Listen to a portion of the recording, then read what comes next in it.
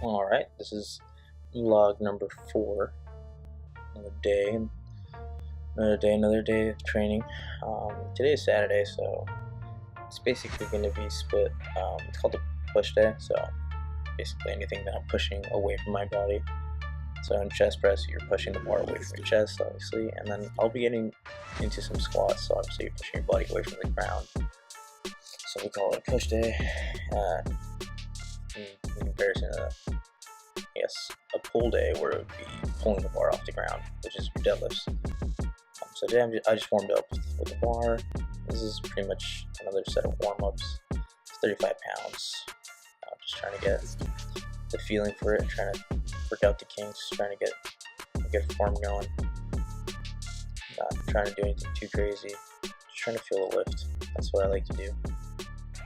After 35 on each side, I strip the weights, and then I go up, I believe, to 45, so I go to plate on each side. So plate on each side, or 45 pound plate is what we call it, on each side would be roughly 135, so 135 pounds on the bar.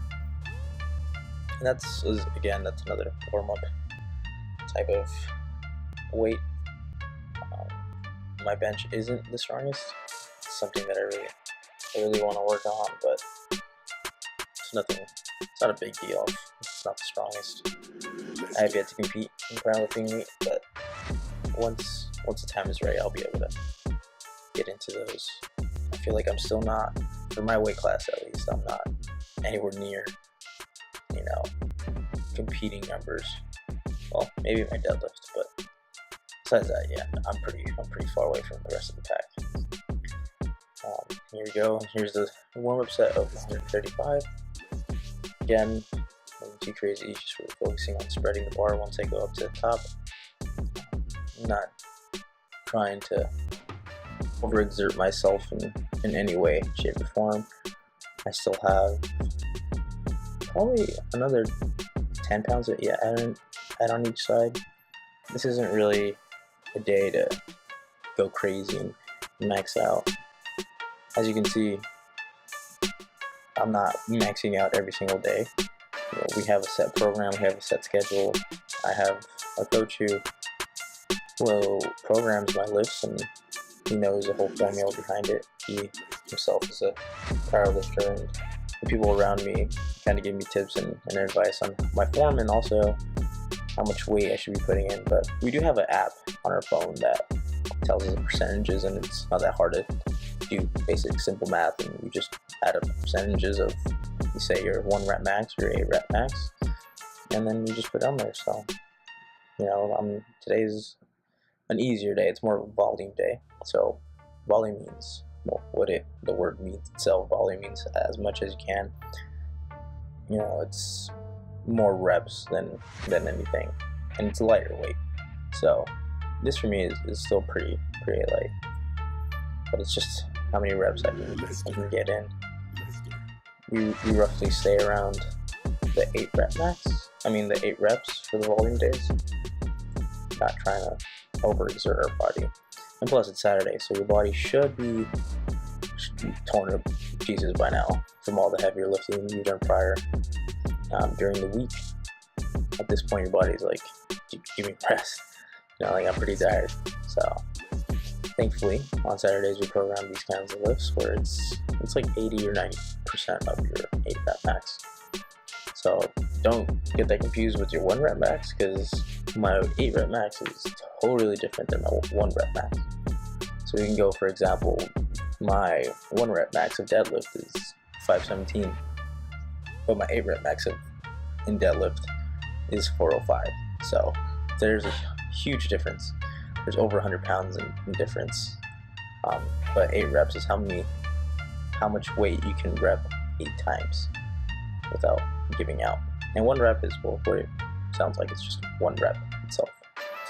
And then this is the other half of the lift, the squat portion of it.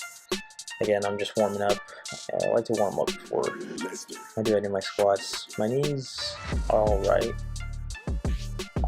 They don't give me a ton of trouble. My right knee does flare up sometimes, so I made it a priority to warm up correctly, and I do a lot of hip mobility to help myself get deeper into my squat and to alleviate some pain, to take the pain away from my knee. Because if you think about it, if you have tight hips, you're really putting a ton of pressure on your knees, because it compensates. So if you're not able to be flexible or be mobile enough to get deeper into the squat, the bigger muscles of your body can't take over, because they can't. Your body just can't get to those points where those big muscles take over. So your knees obviously take the brunt of the force.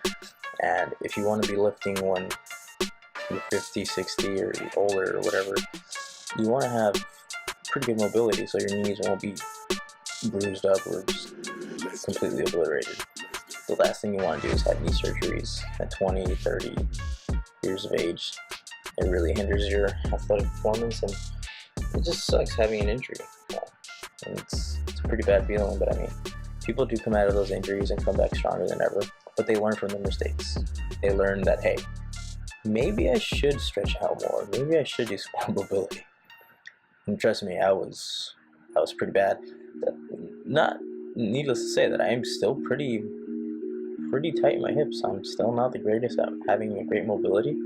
I mean, I just fault myself for not warming up correctly when I was in high school and when I was doing baseball. Well, I still do baseball, but when I used to do baseball in high school, we didn't really care about, stretching. You have a set amount of time that the school district gives you to practice, and it's about 2.5 hours or 3 hours a day. And the last thing you do want to do as a coach at that age is, hey, let's spend 30 minutes on hip mobility and stretching. We didn't really know much about it back then, but if I could go back and do one thing, it would be to take my hip mobility and my stretching seriously, because it wouldn't hinder me in the future of getting to where I need to get. I'd be far stronger. I'd be able to, my knees wouldn't be hurting as bad. I wouldn't have these little aches and pains. But you live and you learn, and you try to pass on this information to the younger generation and have them really focus on that. That is one big tip that I would give. Again, my squat is probably 185, just a couple, I think it's 3 sets of 8 of 185, and 185 isn't the hardest thing in the world. I believe my 8 rep max for the squat was 245. So, I mean, this is roughly around 80% of that. Nothing too heavy. It's volume again, so it's just really getting my heart rate going, and just really, in these reps or in volume days, I tend to focus on my technique, my breathing technique, and also my squat technique. I want to see if I can get below parallel, and below parallel, for those that don't know, is just, say your hips is, your knees are the straight line, not your hips, sorry guys. Your knees, when you go down into squat, draw an imaginary line, and if your butt goes below where your knees bend, that's below parallel. People do hear the term quarter squatting. In competitions, those don't count. So sadly, for those people you see squatting insane amount of weight, but only going about a quarter of the way down, yeah, that wouldn't count. That's not really a squat. That's not really doing much for your range of motion, and it doesn't really show how strong you are. You're basically just telling the world, hey, this is how much I can unrack and go down about a couple inches. True strength is if you're able to go into the hole, go below parallel, and explode up. Now that's a true testament of strength, because you're literally squatting it and you're exploding back up. You're picking that weight back up, and it shows that you're really able to carry that weight. To me, that's a true testament of strength. So I ended up, these workouts were a couple of accessories. It was just basically dumbbell bench. I didn't try to go too heavy. I believe this is 70 pounds. Yeah, 70 pounds. I used to really be good at these. I used to hit 100 for like 6. But we don't really focus on these too much in our programming. it's mostly straight bar, like the barbell itself. You do dumbbells for accessory work, so it's something I haven't done in a while, but it's always good. And as you can see, there goes my coach running to the back. There was a meeting or a big conference for powerlifting and for weightlifting in general, for both. So that's why you see a bunch of people roaming around. So also had some dumbbell shrugs. These are also pretty cool. I like having accessories. It's fun to have these things in there because you also get a cool pump. So it's like, it's fun. It's not always going to be like straight squat, bench, deadlift. You also have some other things that help you in the other areas that you're a little bit weaker in. Your whole body is doing a lift, so your whole body needs to get worked out. And why not? Do some curls here and there. I don't tend to do curls that much. Also, I'm not doing this to have the best body in the world, or like, you guys get what I mean. But it's something it feels good to, it feels good being squatting and also adding all these accessories. Alright guys, well, thank you for watching. Again, if you guys could comment, like, and subscribe, and let me know what other lifts or other things you guys would like to see from my vlogs. If you guys have any constructive criticism, I'm all for it. And I'll see you guys next one.